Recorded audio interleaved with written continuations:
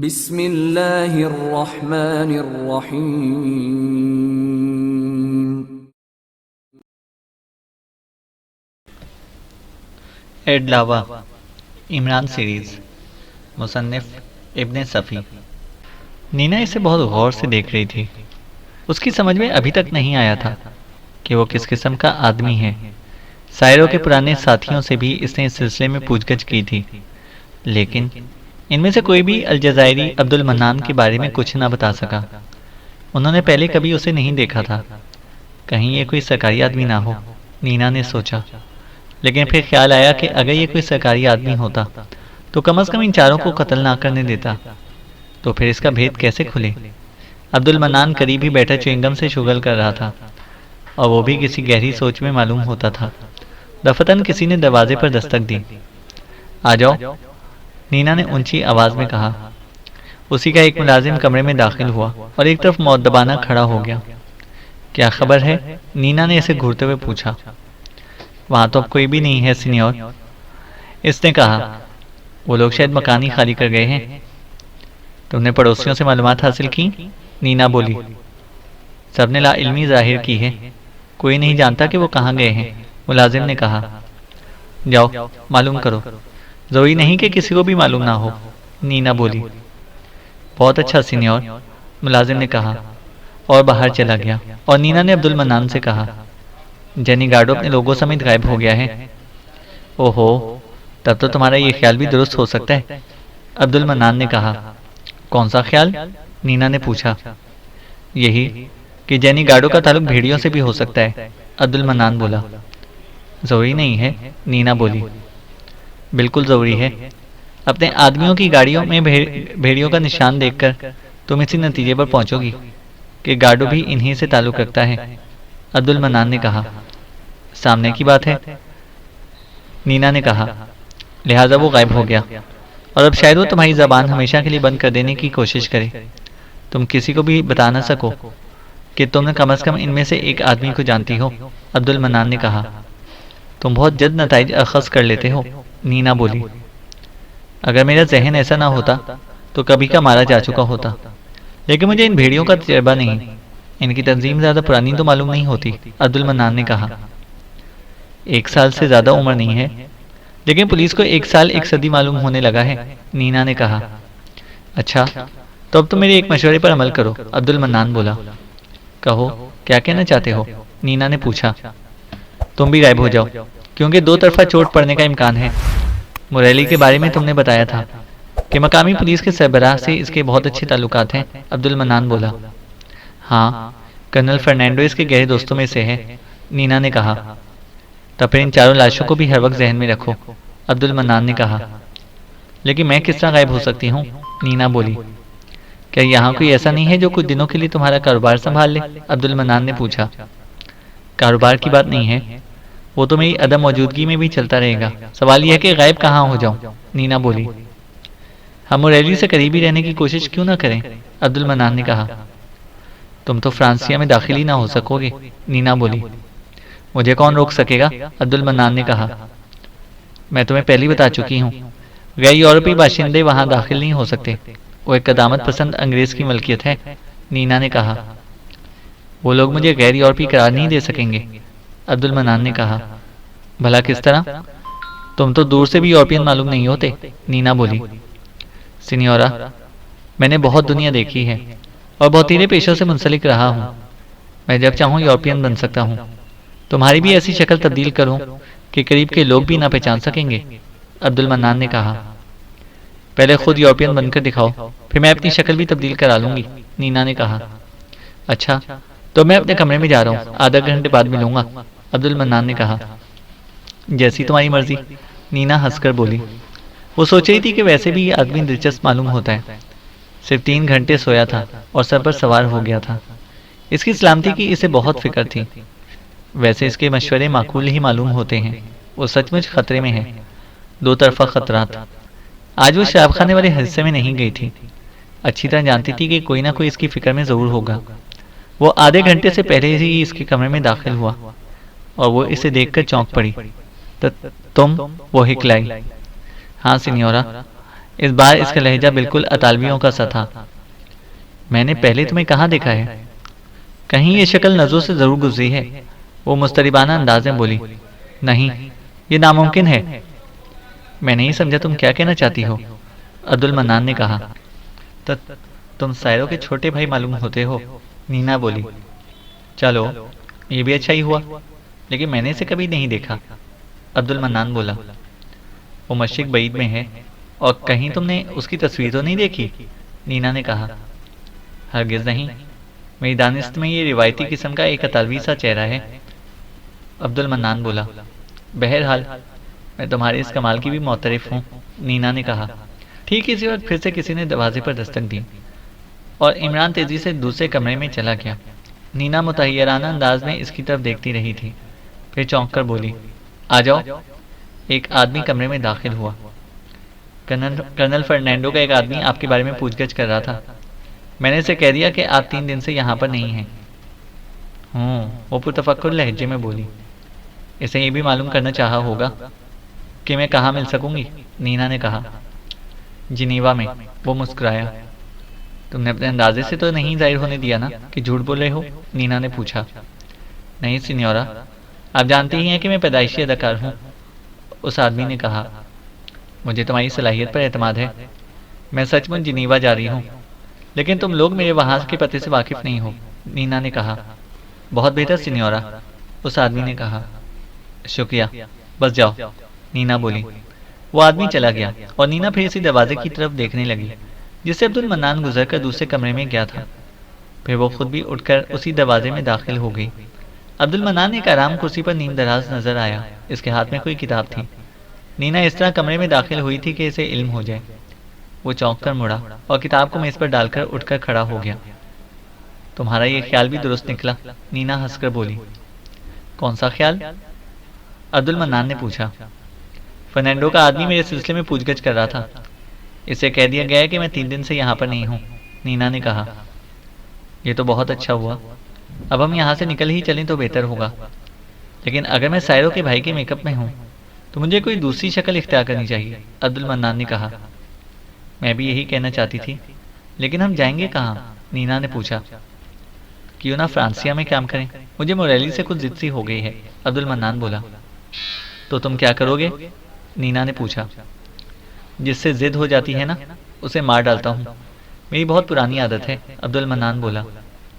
मैं तैयार हूँ, लेकिन इसे फरामोश ना करना कि वो मकामी पुलिस के सरबराह कर्नल फर्नांडो के खास दोस्तों में से है, नीना ने कहा। जब मैं किसी काम का तहिया कर लेता हूँ तो ये नहीं देखता कि किन दुश्वारियों से गुजरना पड़ेगा, और मेरे लिए तो पुलिस हमेशा से खिलौना ही रही है, अब्दुल मन्नान ने कहा। बहुत बड़े बड़े दावे ना करो, वो इसके आंखों में देखती हुई मुस्कुराई। दावे बेबस किस्म के लोग किया करते हैं। मैं तो अमली आदमी हूँ, तुम देख ही लोगी, अब्दुल मन्नान ने कहा। नीना ने मेकअप के बाद अपनी शक्ल देखी और मुस्कुराकर बोली। ना सिर्फ शक्ल बदल गई है, बल्कि तुमने तो मेरी उम्र भी खासी कम कर दी है। कौन कह सकता है कि मैं 30 साल की हूँ, नीना बोली। 20 साल से ज़्यादा की नहीं मालूम होती, लिहाजा अब मुझे अपनी उम्र में भी डंडी मारनी पड़ेगी, अब्दुल मन्नान बोला। 1 घंटे बाद वो उकबी दरवाजे से निकले थे और नीना की तजवीज़ के मुताबिक पैदल ही एक डिपार्टमेंटल स्टोर की तरफ रवाना हो गए। वहाँ उन्होंने 2 सूटकेस और रोज़मर्रा के इस्तेमाल की चीज़ें, जिनमें कुछ मलबूसात भी शामिल थे, खरीदे। एक शादीशुदा जोड़ी की हैसियत से उन्होंने फ्रांसिया में 2 कमरों का एक सूट हासिल किया। लेकिन थोड़ी ही देर बाद इनकी मायूसी की हद न रही जब इन्हें ये मालूम हुआ कि मोरेली कमरा छोड़कर कहीं जा चुका है। ये तो कुछ भी ना हुआ, नीना ठंडी सांस लेकर बोली। परवाह ना करो, फिलहाल तुम्हें खुद को फर्नांडो के आदमियों से दूर रखना है, अब्दुल मन्नान ने कहा। हाँ, क्या हर्ज है? वो इसकी आंखों में देखती हुई मुस्कुराई और अब्दुल मन्नान गड़बड़ाकर इधर उधर देखने रगा। तुमने होटल के रजिस्टर में अपना जो नाम लिखवाया है, मुझे पसंद आया। मैं अब तुम्हें वही कहूँगी, नीना ने कहा। क्या अल्बर्टो सनालेनी ऐसा ही नाम है? अब्दुल मन्नान ने पूछा। यकीनन, अल्बर्टो में बड़ी मर्दानगी पाई जाती है, नीना हंसकर बोली। थोड़ी देर तक कुछ सोचती रही, फिर यकबैक चौंक पड़ी और इसकी तरफ इस तरह देखने लगी जैसे खुद ही किसी से कोई फरोगजाश्त हो गई हो। एक बात समझ में नीना ने कहा। अब्दुल मन्नान पूरी तरह उसकी तरफ मुतवज्जा हो गया। नीना पुरतफक्कुर लहजे में बोली। जब वो मेरे सिलसिले में फर्नांडो से मदद ले सकता है, तो फिर इन दोनों काले आदमियों के लिए मुझे इससे क्यों बात की थी? नीना ने कहा। बहुत देर से तुम्हें इसका ख्याल आया। हालांकि मैं पहले ही इस मामले की तह तक पहुंच चुका था, अब्दुल मन्नान ने कहा। तुम क्या समझे हो? नीना ने पूछा। मेरी दानिश में तो ये डानो मोरेली दोहरी जिंदगी गुजार रहे। अगर वो इन कालों के सिलसिले में फर्नांडो से मदद का ख्वाहां होता, तो इसकी दूसरी हैसियत फर्नांडो के सामने आ जाती, जिसे वो बहरहाल जाहिर नहीं करना चाहता, अब्दुल मन्नान ने कहा। यही बात हो सकती है, वरना एक मामले में हम जैसे लोगों से रब्ता रखना और दूसरे मामले में पुलिस तक जा पहुंचना कोई मायने नहीं रखता, नीना ने कहा। अब अगर तुम इसकी दूसरी हैसियत से पर्दा उठा सको, तो फर्नांडो से भी महफूज रह सकोगी। जाहिर है कि अपने 4 साथियों की लाशें मिलने के बाद ही इसने फर्नांडो से रब्ता कायम किया होगा, अब्दुल मन्नान ने कहा। तुम अगर ना मिलते, तो या तुम्हें ख़त्म कर दी गई होती, या किसी बहुत बड़ी दुश्वारी में पड़ी होती। ओह, बस ख़त्म भी करो। जो कुछ होगा देखा जाएगा। रूम सर्विस को फ़ोन करके पीने के लिए कुछ मंगवाओ, मैं बड़ी थकन महसूस कर रही हूँ, नीना बोली। क्या पियोगी? अब्दुल मन्नान ने पूछा। स्कॉच, नीना ने कहा। अब्दुल मन्नान ने इसके लिए स्कॉच और अपने लिए कोल्ड कॉफ़ी तलब की। थोड़ी देर बाद एक लड़की मशरूबात लिए हुए कमरे में दाखिल हुई। इसने मेज़ पर ट्रे रख दी और सी करके फर्श पर बैठती हुई अपना पैर सहलाने लगी। क्या हुआ? नीना ने पूछा। पंजा मुड़ गया था सिन्योरा, लड़की कर्राह कर बोली। फिर वो उठी और लंगड़ाती हुई दरवाजे की तरफ बढ़ गई। अजीब सी मुस्कुराहट के साथ इसकी तरफ देखे जा रहा था। जब वो दरवाजा बंद करके चली गई तो नीना ने पूछा, क्या इसकी लंगड़ाहट बहुत दिलकश थी? नहीं, तकलीफ से इसके चेहरे की बनावट में अजीब सी तब्दीली हुई थी, इसने कहा। फिर वो तेजी से उठा और होंठों पर उंगली रखकर इसे खामोश रहने का इशारा करता हुआ मेज के करीब घुटनों के बल जा बैठा। दूसरे ही लम्हे में इसने मेज की तह से कोई चीज़ निकाली थी और इसे खामोश रहने का इशारा करता हुआ अपनी कुर्सी पर वापस चला गया था। नीना इस चीज़ को हैरत से घूरे जा रही थी। ये एक इलेक्ट्रॉनिक पग था। अब्दुल मन्नान ने जेब से कलम तराश चाकू निकाला और बग का एक स्क्रू ढीला करने लगा। 2 मिनट के अंदर ही इस फिर मेज के नीचे लगा दिया। अब हम इत्मीनान से गुफ्तगू कर सकते हैं, अब्दुल मन्नान मुस्कुराकर बोला। तुम उकाबी नजरें भी रखते हो। मैं तो लड़की के बयान पर यकीन कर लिया था, नीना ने तवील सांस लेकर कहा। अब्दुल मन्नान ने कोल्ड कॉफ़ी का जग उठाया और हल्की हल्की चुस्कियां लेने लगा। तो इसका ये मतलब हुआ कि हम पहचान लिए गए हैं, वरना लड़की ये हरकत क्यों करती? नीना कुछ देर बाद बोली। अब्दुल मन्नान कुछ ना बोला, वो किसी गहरी सोच में था। थोड़ी देर बाद इसने कहा, कुछ और बात मालूम होती है, हम पहचाने नहीं गए। ठहरो, अभी मालूम हो जाता है अगर वही लड़की हाथ लग गई, अब्दुल मन्नान बोला। इसने फिर रूम सर्विस को फ़ोन पर मुखातिब करके कहा, स्वीट नंबर 64 एस्प्रिन की चंद टिक्कियाँ भी भिजवा दो। कुछ देर बाद दरवाजे पर दस्तक हुई और अंदर आने की इजाज़त मिलने पर फिर वही लड़की कमरे में दाखिल हुई। वो नीना की तरफ बढ़ी थी और अब्दुल मन्नान ने दरवाज़ा बोल्ट कर दिया था। नीना को एस्प्रिन देकर वो वापस मुड़ी तो अब्दुल मन्नान को पिस्तौल लिए दरवाजे के करीब खड़े देखा।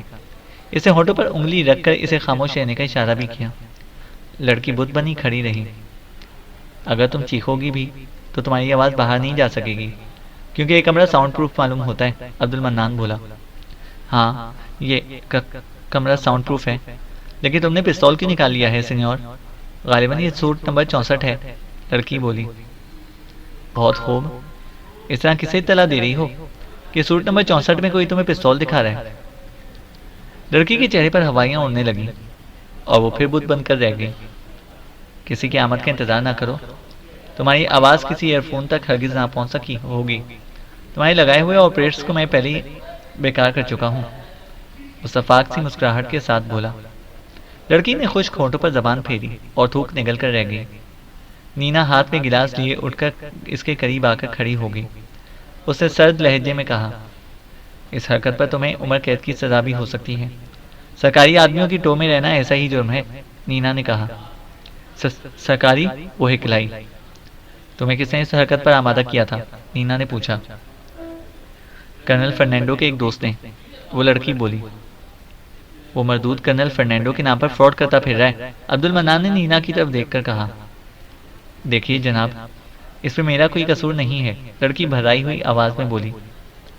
इसकी तमाम तर जिम्मेदारी होटल के खानगी जासूस पर है, इसी ने मुझको यहाँ बग लगाने की हिदायत दी थी, उस लड़की ने कहा। अच्छा, हम उसे भी देख लेते हैं। तुम इसकी आमद तक यहीं ठहरोगी, इसने कहा और नीना से बोला, इसे दूसरे कमरे में बंद कर दो। नीना इसे धकेलती हुई दूसरे कमरे में लेकर चली गई।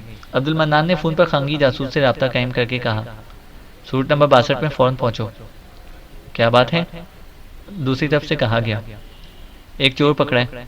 तुम लोग इतने गाफिल क्यों रहते हो? अभी आए सिन्योर, दूसरी तरफ से कहा गया। अब्दुल मन्नान रिसीवर रखकर कमरे की से राधाई में निकल आया और अब वो तेजी से सूट नंबर 62 की तरफ जा रहा था। इसके दरवाजे के करीब रुककर दूसरी तरफ मुड़ गया। थोड़ी देर बाद लिफ्ट चौथी मंजिल पर रुकी थी और खांगी जासूस चौथी मंजिल की राहदारी में दाखिल होकर स्वीट नंबर 62 की तरफ पड़ा था। अब्दुल मन्नान बदस्तूर मुंह फेरे खड़ा था। जैसे ही खांगी जासूस इसके करीब पहुंचा, वो तेजी से खिसक कर बिल्कुल इससे जा लगा। कोट की दाहिनी जेब से रिवॉल्वर का नाल का दबाव इसके पहलू पर डालता हुआ आहिस्ता से बोला, स्वीट नंबर 64 की तरफ चलो। पिस्तौल बे आवाज है। खांगी जासूस हॉन्कों अवन्नकों की तरह इसकी तरफ देखे जा रहा था। चलो, वो इसे धक्का देता हुआ बोला। इस तरह वो इसे अपने कमरे में लाया था। ये हरकत आपको महंगी पड़ेगी सिन्योर, खांगी जासूस गुस्सीले लहजे में बोला। चलो, उसने उसे धक्का देकर दूर हटा दिया और जेब से पिस्तौल निकालकर नीना से बोला, उसे भी लाओ। मजेशी, खांगी जासूस उछल पड़ा। लड़की होंठ भेंचे खामोश खड़ी थी। लड़की, अब बताओ कि क्या बात थी? अब्दुल मन्नान ने मजेशी से कहा। तुम अपनी जबान बंद रखोगी? खांगी मुझे इस पर मजबूर ना करो कि पुलिस स्टेशन पर तुम दोनों पर 3rd डिग्री का शिकार हो जाओ, अब्दुल मन्नान ने कहा। मैं नहीं समझा, जासूस ने कहा। अभी समझाता हूँ, सुकून से इस कुर्सी पर बैठ जाओ। लड़की, तुम भी बैठो, इसने पिस्तौल को जुम्बिश देकर कहा। तुम जो कोई भी हो, हमें धमका नहीं सकते, खांगी जासूस ने आगे बढ़कर बैठता हुआ बोला। मजेशी बदस्तूर खड़ी रही। अब्दुल मन्नान ने फिर इसकी तरफ तवज्जो नहीं दी थी और खांगी जासूस से बोला था, मुझे मोरेली से मुतालिक कुछ पूछगछ करते देखकर तुमने मेरे कमरे में इलेक्ट्रॉनिक बग लगवाया। क्यों? क्या मैं गलत कह रहा हूँ? खांगी जासूस कुछ ना बोला। वो इसे घूरे जा रहा था। अब्दुल मन्नान कहता रहा, मोरेली ने गालिबन तुम्हें इस बात पर आमादा किया था कि अगर कोई इसके बारे में पूछगछ करता हुआ नजर आए तो तुम इसकी निगरानी शुरू कर दो। तुम्हारी आंखें बता रही हैं कि मैं गलत नहीं कह रहा। अब तुम बताओ कि तुम इसे किस पते पर रिपोर्ट दोगे? अब्दुल मन्नान ने पूछा। मैं कुछ नहीं जानता, जासूस ने कहा। मुरैली को कब से जानते हो? अब्दुल मन्नान ने पूछा। मैं किसी को नहीं जानता, जासूस बोला। तो फिर ये इलेक्ट्रॉनिक बग, मैं तुम्हारा लाइसेंस अपने दस्तखत से भी मनसूख कर सकता हूँ। क्या तुमसे फर्नांडो ने कहा था कि वो इसका दोस्त है? अब्दुल मन्नान ने पूछा। नहीं, खांगी जासूस की जबान से गालिबन गैर इरादी तौर पर निकला था। तो फिर तुम इसके लिए काम करने पर तैयार क्यों हो गए? कर्नल फर्नांडो का नाम लेकर लोगों को ठगता फिर रहा है, अब्दुल मन्नान बोला। मैं क्या करूं जनाब, मैनेजर ने भी इसे तस्लीम कर लिया था कि वो कर्नल फर्नांडो का दोस्त है, खांगी जासूस बोला। क्या ऐसे फर्नांडो से इसकी तस्दीक की थी? अब्दुल मन्नान बोला। मेरा ख्याल है कि नहीं की थी। मैं आपको पूरी कहानी सुनाता हूँ जनाब। फिर खांगी जासूस ने अपनी दास्तान छेड़ दी। अब इसकी शामत आ ही गई है, अब्दुल मन्नान ने इसके खामोश होते ही कहा। चलना इसे गौर से देखता रहा, फिर बोला, मैं चाहूँ तो अभी तुम्हारा लाइसेंस मनसूख कर सकता हूँ, लेकिन ऐसा नहीं करूँगा क्योंकि तुमने भी धोखा खाया था। लो, ये मेरा शनाख्तनामा देखो। इसे जेब से एक आइडेंटिटी कार्ड निकालकर खांगी जासूस की तरफ उछाल दिया। खांगी जासूस ने इसे हाथों पर रोक कर देखा और फिर इस कदर सा सीमा नजर आने लगा जैसे शनाख्ती कार्ड की बजाय अपनी मौत का परवाना देख लिया हो। बिलाशुबा आप मुझे दफन कर सकते हैं सीनियर, वो कपकपाती हुई आवाज में बोला। लेकिन मैं ऐसा नहीं करूंगा, अब्दुल मन्नान ने इसकी आंखों में देखता हुआ मुस्कुराया। मैं आपके लिए क्या कर सकता हूँ सीनियर? वो खांगी जासूस बोला। बस अपनी जबान बंद रखो। मैनेजर से भी मेरे बारे में किसी किस्म की गुफ्तगू नहीं करनी तुमने, और इस लड़की को भी काबू में रखना, वरना मैं नहीं जानता कि तुम दोनों कहाँ होगे। जबान बंद रखने को इसलिए कह रहा हूँ कि अगर कर्नल फर्नांडो अपनी फोर्स लेकर इसकी तलाश में निकल खड़ा हुआ तो वो फिर हाथ से निकल जाएगा, अब्दुल मन्नान ने कहा। मैं समझ गया सीनियर, खांगी जासूस बोला। अब बताओ कि तुम इसे किस पते पर मुतला करोगे? अब्दुल मन्नान ने पूछा। मुझे कागज और कलम दीजिए सीनियर, मजेशी नहीं जानती और मैं चाहता हूँ कि मेरे और आपके अलावा किसी को भी इसका इल्म ना होने पाए, खांगी जासूस बोला। समझदार आदमी मालूम होते हो, अब्दुल मन्नान ने कहा, और इसके लिए कागज और कलम मुहैया कर दिए। इसने कुछ लिखकर कागज अब्दुल मन्नान की तरफ बढ़ा दिया। इसने इसे देखा और तय करके जेब में रख लिया। और तुम अपना बग भी निकाल कर ले जाओ, अब्दुल मन्नान ने मजेशी से कहा। जब वो दोनों कमरे से जा रहे थे तो इसने हाथ उठाकर एक बार फिर इन्हें वार्निंग दी थी कि वो अपनी जबान बंद रखें। नीना खामोशी से खड़ी रही। इसकी आंखों में अजीब से तासुरात थे। ऐसा मालूम होता जैसे किसी जहनी कश्मकश में मुब्तला हो। जरा मैं भी तो देखूं तुम्हारा शनाख्तनामा, नीना ने कहा। तुम क्या करोगी देखकर? ऐसे कई शनाख्तनामे माँ तस्वीर मेरे बैग में पड़े रहते हैं, जहाँ जैसी ज़रूरत होती है इसके मुताबिक इस्तेमाल कर बैठा। और तुम देखना कि किसी दिन जेल में होऊंगा, अब्दुल मन्नान ने कहा।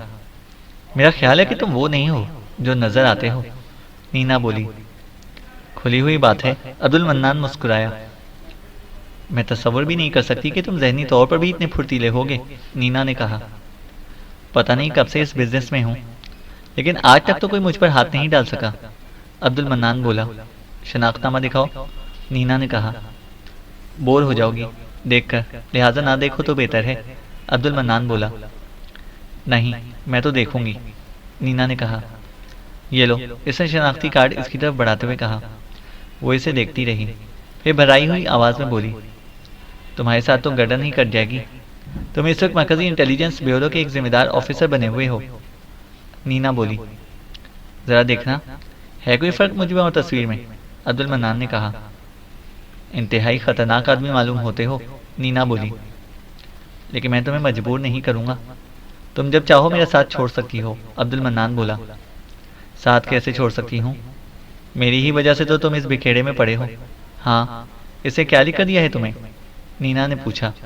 अब्दुल मन्नान ने जेब से पर्चा निकाला और पढ़ने लगा। इसे मुझको सिर्फ फ़ोन नंबर दिया था, 43287, लेकिन मैंने इस जगह का पता लगा लिया है जहाँ का फ़ोन नंबर है। 43 बुलसीना डिस्ट्रिक्ट का नंबर है। 287 बुलसीना झील के करीब कस्बे लाइट टर्बो की एक इमारत का नंबर है। इमारत का नाम है रावले दिला। मैं एक बार फिर आपको अपने पुरखुलूस ताउन का यकीन दिलाता हूँ, सिन्योरा, अब्दुल मन्नान बोल रहा था। तेज आदमी मालूम होता है, नीना तवील सांस लेकर बोली। लेकिन रॉबर्टो, तुम्हारा तो जवाब ही नहीं है। अब मुझे लाइट टर्बो के बारे में बताओ, अब्दुल मन्नान ने कहा। यहाँ से 100 किलोमीटर के फासले पर लागोदी बुलसीना वाक़ है। इसी के किनारे पर लाइट टर्बो नामी कस्बा आबाद है। खूबसूरत जगह है। ज़्यादातर मालदार लोगों ने वहाँ पर अपनी शानदार इमारतें बना रखी हैं। इसके नवाह की सबसे अच्छी तफरीह है, नीना ने कहा। तो फिर अब हमें यहाँ से रुखसत हो जाना चाहिए, लेकिन यह स्वीट हमारे ही नाम पर इंगेज रहेगा, अब्दुल मन्नान ने कहा। जैसी तुम्हारी मर्जी। तुम मेरी ज़िंदगी में एक खुशगवार तब्दीली लाए हो। बरसों से बोर हो रही थी, नीना ने कहा। पहली बार किसी से ऐसी बात सुन रहा हूँ, अब्दुल मन्नान बोला। मैं समझी नहीं, नीना ने कहा। मुझे सब अहमक और बोझ समझते हैं, अब्दुल मन्नान बोला। तुम झूठे हो, ये नामुमकिन है, नीना बोली। खुसूसियत से औरतें मुझे पसंद नहीं करती, अब्दुल मन्नान ने कहा। सिर्फ शरीफ औरतें ना करती होंगी। वो इसकी आंखों में देखती हुई बड़ी लगावट से मुस्कुराई और वो फिर बौखलाए हुए अंदाज में इधर उधर देखने लगा। चैनल को सब्सक्राइब करें और बेल आइकन को प्रेस करें ताकि हमारी हर अपडेट आपको बर वक्त मिल सके।